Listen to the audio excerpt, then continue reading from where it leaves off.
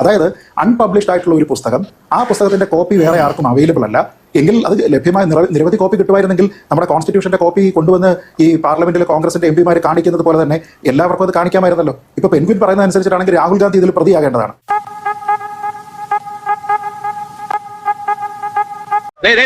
ഗ്രഹണി ആസ്മയൊക്കെ ഉള്ള പിള്ളേര് പതിവായിരിക്കുന്നതിലും 10 അടി തള്ളിയിരുന്നോണം പൊട്ടിപ്പാറുന്ന അടിയാ നടക്കാൻ പോകുന്നു. ഇന്ത്യൻ പാർലമെന്റിൽ ഇന്ന് നാം കാണുന്നത് ജനാധിപത്യത്തിനായുള്ള പോരാട്ടമാണോ അതോ ജനാധിപത്യത്തിന്റെ സമ്പൂർണ്ണ തകർച്ചയോ? ശ്രീ ശ്രീജിത്ത് പണിക്കർ, എന്തെല്ലാമോ നടക്കുന്നു എന്നാണ് ഇപ്പോൾ പറയാൻ പറ്റുക.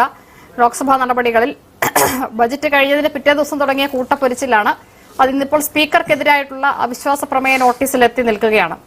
പ്രതിപക്ഷ നേതാവ് പറയുന്നു പ്രധാനമന്ത്രിക്ക് ഭയമാണ്. അതേസമയം പ്രതിപക്ഷ നേതാവിന്റെ പ്രസംഗം പൂർത്തിയാക്കാൻ അനുവദിക്കാത്ത നടപടി അങ്ങേയറ്റം ജനാധിപത്യ വിരുദ്ധമാണ് എന്നുള്ളതിൽ ഉറച്ചു നിൽക്കുകയാണ് പ്രതിപക്ഷം.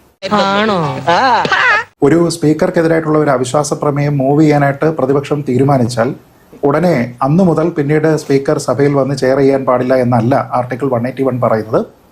മറിച്ച് അദ്ദേഹത്തിനെതിരായിട്ടുള്ള അവിശ്വാസ പ്രമേയം സഭയിൽ ചർച്ച ചെയ്യുന്ന സമയത്ത് പ്രിസൈഡ് ചെയ്യാൻ അദ്ദേഹത്തിന് അധികാരമില്ല എന്നാണ്. അപ്പോഴും അദ്ദേഹത്തിന് ഒരു അംഗമായിട്ട് അതിൽ പങ്കെടുക്കുകയും അഭിപ്രായം പറയുകയും ചെയ്യും.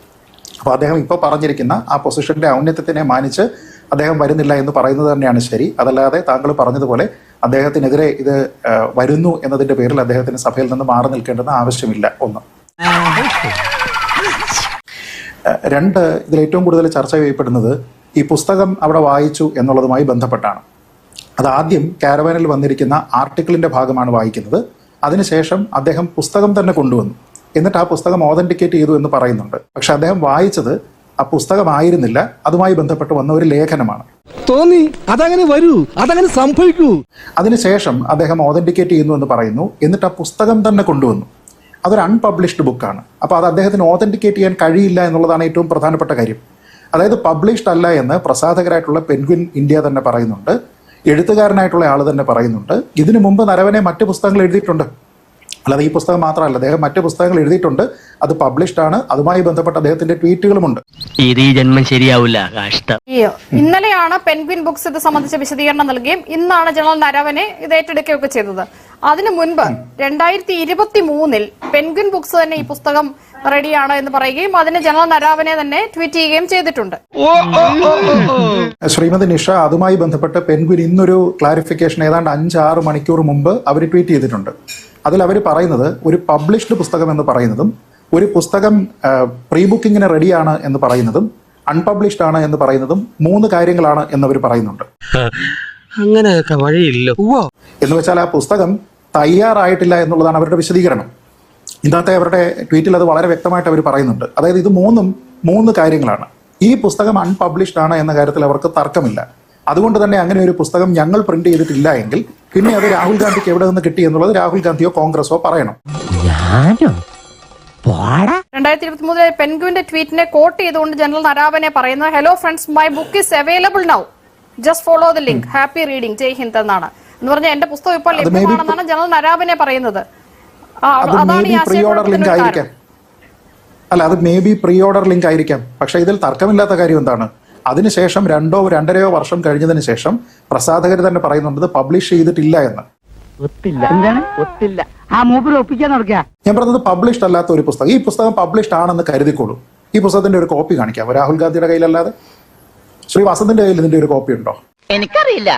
ഇല്ല, ആരുടെയും കയ്യിൽ കോപ്പി ഇല്ല. അപ്പൊ അത് രാഹുൽ ഗാന്ധിക്ക് ഓതന്റിക്കേറ്റ് ചെയ്യാൻ കഴിയില്ല എന്ന് പറയുന്നത് ഈ പുസ്തകത്തിൽ പറഞ്ഞിരിക്കുന്ന കാര്യങ്ങൾ എന്താണ്, അതിന്റെ കോണ്ടെക്സ്റ്റ് സഭയിൽ ഡിസ്കസ് ചെയ്യുന്ന ബിസിനസ്സുമായി ബന്ധപ്പെട്ടതാണോ, ഈ കാര്യവുമായി ബന്ധപ്പെട്ട് സഭയിലിരിക്കുന്ന ബാക്കി അംഗങ്ങൾക്ക് അറിയില്ല. അതിൽ യഥാർത്ഥ കോണ്ടെക്സ്റ്റ് എന്താണ് എന്നതിനെ കുറിച്ച് എങ്ങനെ പറയും? അതിന്റെ കോപ്പിറൈറ്റിനെ മാഗസിനിലെ ആർട്ടിക്കിൾ വന്നപ്പോഴോ താങ്കൾ ശ്രദ്ധിച്ചിട്ടുണ്ടോ അറിയില്ല, 23 മുതൽ ഇതിനെ സംബന്ധിച്ച പല പരാമർശങ്ങൾ, ഇപ്പൊ അഗ്നിപത് സ്കീമിനെ കുറിച്ച് മുൻ കരസേനാ മേധാവി ഈ പുസ്തകത്തിൽ ഇങ്ങനെ പറയുന്നു എന്നൊക്കെ പറഞ്ഞ് പലതരത്തിൽ ഇത് സംബന്ധിച്ച് വന്നിട്ടുണ്ട്. അപ്പോഴൊന്നും സർക്കാരോ അല്ലെങ്കിൽ ഡിഫൻസ് മിനിസ്ട്രിയോ ഇത് സംബന്ധിച്ച് ഒരു എതിർപ്പും പ്രകടിപ്പിച്ചിട്ടില്ല എന്നുള്ളതാണ്. പാർലമെന്റിൽ വന്ന ശേഷം മാത്രമാണ് ഇതിനെതിരായിട്ടുള്ള ഇത്ര ശക്തമായ ഒരു ചെറുത്തുനിൽപ്പ് സർക്കാരിന്റെ ഭാഗത്തു നിന്ന് ഉണ്ടാകുന്നത്.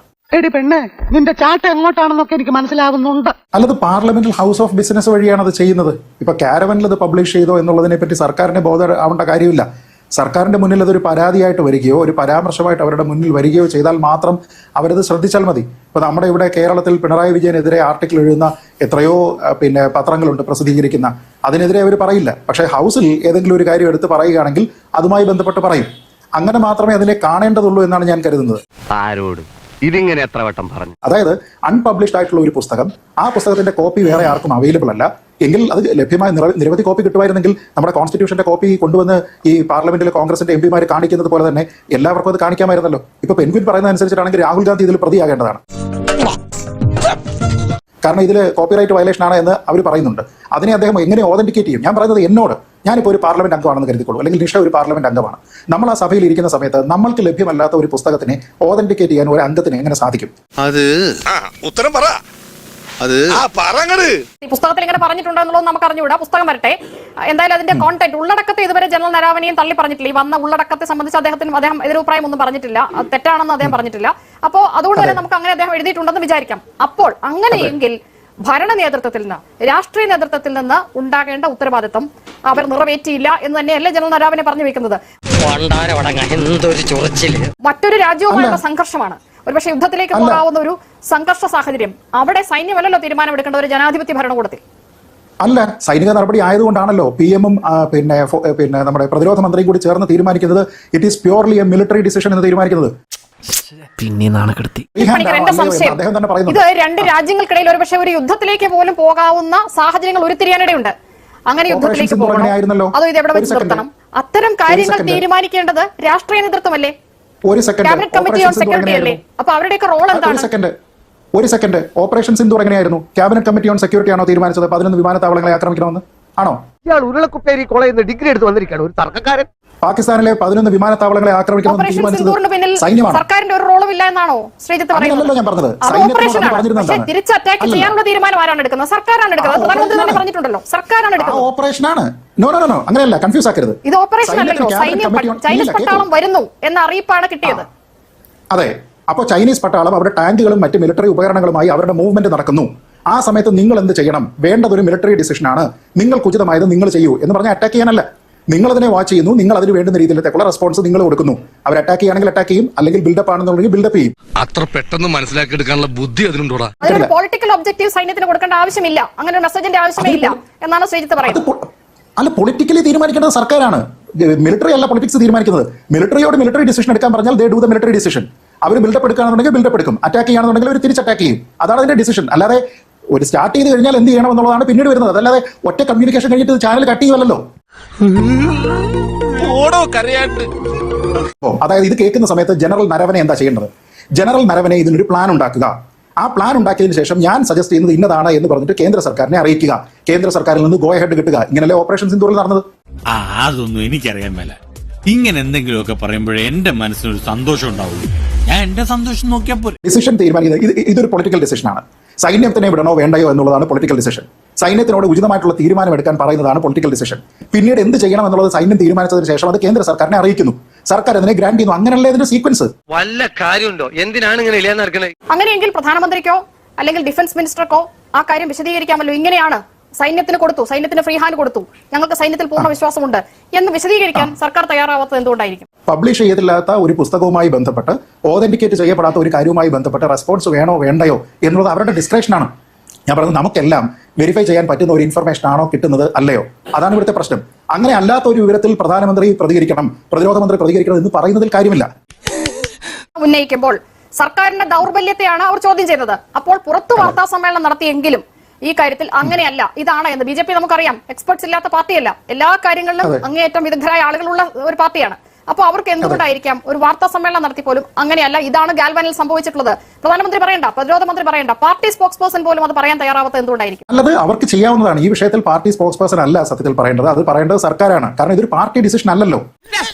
ഇങ്ങനെയാണെങ്കിൽ ഞാൻ കളിക്കല്ല, ഞാൻ നേരെ ചിറാപുഞ്ചിയിൽ പോയി മണൽ വിൽക്കാൻ പോണു.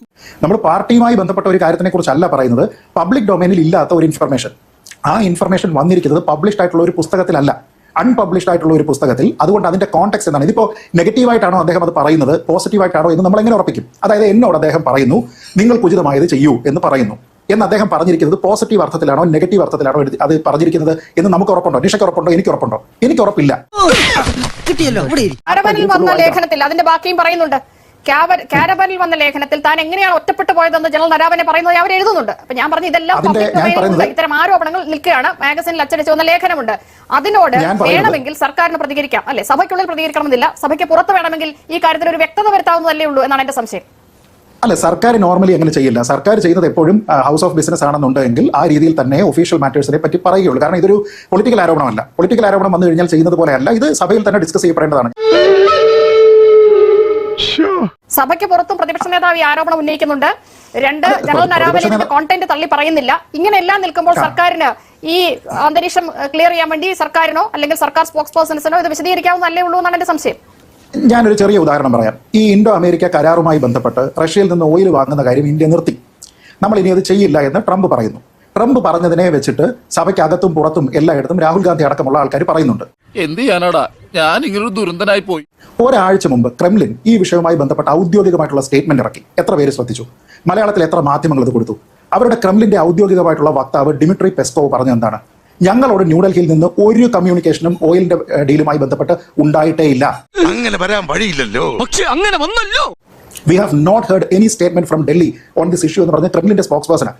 ഞാൻ പറഞ്ഞ അവരുടെ സ്പോക്സ് പേഴ്സൺ പറഞ്ഞാലും പോരെ, അവർ ഔദ്യോഗികമായിട്ട് പറഞ്ഞല്ലോ. എന്നിട്ടും നമ്മുടെ നാട്ടിലുള്ള ആൾക്കാർ അവർ ഔദ്യോഗികമായി പറയുമ്പോഴും നമ്മുടെ വിദേശകാര്യ മന്ത്രാലയം അതിൽ വ്യക്തത വരുത്തുന്നില്ല. ഈ ഏറ്റവും ഒടുവിൽ നടന്ന വാർത്താസമ്മേളനത്തിൽ ആവർത്തിച്ച് ചോദിച്ചു, റഷ്യൻ എണ്ണ വാങ്ങൽ സംബന്ധിച്ച് പ്രസിഡന്റ് ട്രംപ് പറയുന്നത് ശരിയാണോ എന്ന് ആവർത്തിച്ച് ചോദിച്ചെങ്കിലും ആ ചോദ്യത്തിൽ നിന്ന് വക്താവ് ഒഴിഞ്ഞു പറയുകയാണുണ്ടായത്. നമ്മുടെ ഡീൽ ഒപ്പിട്ടിട്ടില്ല. നമ്മുടെ ഡീൽ ഇതുവരെ ഒപ്പിട്ടിട്ടില്ല. ഒപ്പിടാത്ത ഡീലിനെ കുറിച്ചാണ് ഈ പറയുന്നത്. പറഞ്ഞു കഴിഞ്ഞാൽ തത്വത്തിൽ ഈ കാര്യങ്ങൾ പ്രസിഡന്റ് ട്രംപ് പറയുന്നത് അസത്യമാണെങ്കിൽ അത് പറയുന്നതല്ലേ ജനാധിപത്യത്തിലെ സുതാര്യത? അസത്യമാണ് അദ്ദേഹം പറയുന്നതെന്ന് പറയാനുള്ള ആർജവം നമ്മുടെ സർക്കാർ മന്ത്രാലയങ്ങളുടെ വക്താക്കൾ കാണിക്കേണ്ടതല്ലേ? ഏത് റൂട്ടിലേക്കാ വണ്ടി തിരിക്കണേന്ന് എനിക്കിപ്പോ മനസ്സിലായി. പ്രസിഡന്റ് ട്രംപ് പറഞ്ഞിരിക്കുന്ന അസത്യമായിട്ടുള്ള നൂറുകണക്കിന് കാര്യങ്ങളെ കുറിച്ച് ഇതുവരെ വന്നിട്ടില്ലേ? അഗ്രികൾച്ചർ എന്താ വരാത്തത്? ഇന്ത്യയും പാകിസ്ഥാനും തമ്മിലുള്ള കാര്യത്തിൽ ബ്രോക്കർ ചെയ്തിരിക്കുന്ന അദ്ദേഹമാണ് എന്ന് പറഞ്ഞു. വിദേശ മന്ത്രാലയവും നമ്മുടെ മന്ത്രിമാരും അടക്കം അത് അങ്ങനെയല്ല എന്ന് പറഞ്ഞു. ഒന്ന്.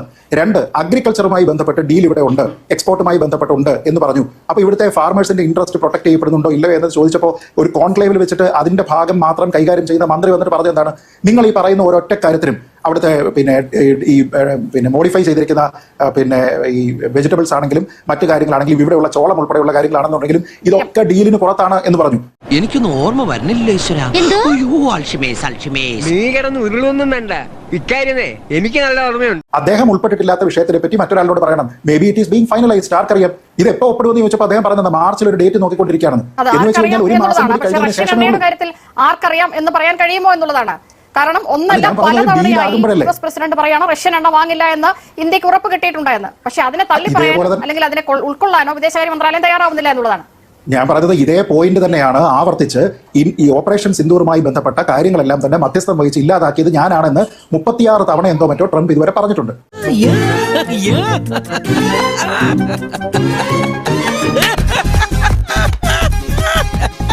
അവസാനം പാകിസ്ഥാനിൽ നിന്നുള്ള ആൾക്കാർ തന്നെ ഇന്റർവ്യൂവിൽ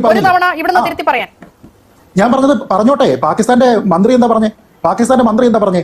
ഞങ്ങൾ അമേരിക്കയുടെ അടുത്ത് റിക്വസ്റ്റ് ചെയ്തു, ഞങ്ങൾ ഇന്ത്യയുടെ അടുത്ത് ഞങ്ങളുടെ ഈ മിലിറ്ററിയുടെ ഹെഡിനെ കൊണ്ട് വിളിപ്പിച്ചു എന്നല്ലേ പറഞ്ഞേ? അല്ലാതെ അമേരിക്ക ബ്രോക്കർ ചെയ്തു എന്നല്ലല്ലോ പറഞ്ഞത്.